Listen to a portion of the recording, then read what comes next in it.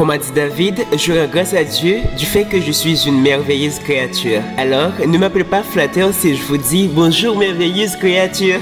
Aujourd'hui, notre étude a pour titre Étude et compréhension de la Bible. Prions. Dieu Tout-Puissant, s'il te plaît, éveille-nous afin que nous puissions comprendre ta parole. Entends-nous, Père, au nom de Jésus. Amen. Quel est le centre de la révélation de la Bible? Les versets 39 et 40 de Jean 5 et 1 Pierre 1, le verset 10 à 12, nous montrent que les écritures de Moïse et des autres prophètes que sondaient les Juifs avant la venue de Jésus ne faisaient que rendre témoignage de la vie de Jésus. C'est-à-dire, ces écritures attestaient d'avance les souffrances de Christ et la gloire dont elles seraient suivies. En gros, on peut dire que le centre de la révélation de la Bible est Jésus ou le Christ. Quel résultat produit l'étude biblique? Selon Romains 15, le verset 4, c'est l'instruction et l'espérance. Selon Jean 20, le verset 31, c'est la foi en Jésus. Selon Hébreux 4, le verset 12, c'est que la parole de Dieu juge les sentiments et les pensées. Selon Psaume 119, le verset 11, c'est pour ne pas pécher. Selon le Psaume 119, le verset 105, c'est que la parole de Dieu conduit notre vie. Selon Jean 17, le verset 17, la parole de Dieu transforme notre vie. Selon Jean 8, le verset 31 et 32, la parole de Dieu libère. En gros, on peut dire, l'étude biblique nous instruit, nous donne l'espérance et la foi en Jésus. Elle juge les sentiments et les pensées pour ne pas pécher. Elle conduit notre vie, elle transforme notre vie et nous libère. Chers étudiants de la Bible, dans vos prières, demandez à Dieu de vous ouvrir les yeux pour que vous contempliez les merveilles de sa loi, comme l'a fait David dans le Psaume 119, le verset 18. Étudiez et priez afin que le Dieu de notre Seigneur Jésus, le Père de gloire,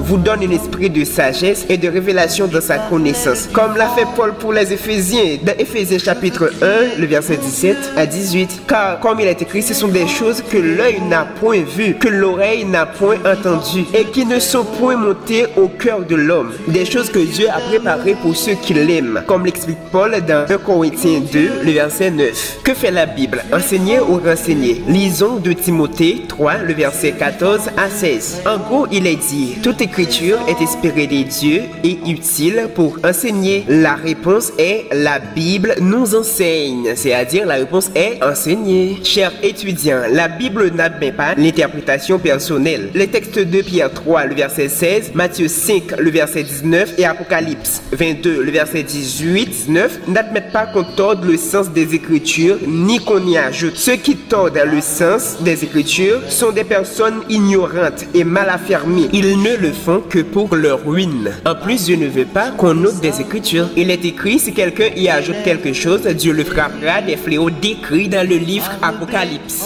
Pour comprendre les Écritures, il existe un principe fondamental. Ce principe est l'examination quotidienne des Écritures comme faisaient les Juifs de sentiments nobles dans Acte 17, verset 11. Et cette examination doit se faire selon l'analogie de la foi, en sachant que Dieu n'est pas un Dieu de désordre, mais un Dieu de paix, selon 1 Corinthiens 14, le verset 33. Comment appliquer ce principe? 1. Toute la Bible. 2. Bible et concordance. 3. Considérer la nature du texte. 4. Considérer le contexte. 5. Que dit le texte? Que veut dire le texte? Que veut dire le texte pour moi?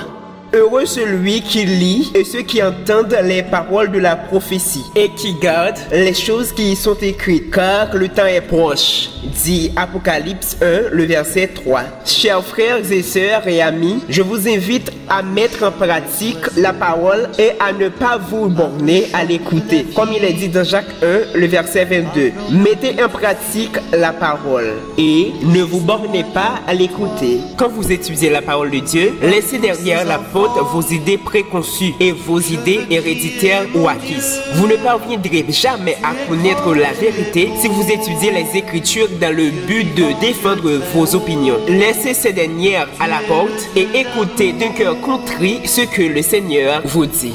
Vous écoutiez votre frère Wadler Ortela. Tu es beau, Dieu vivant, Dieu très haut, Dieu présent.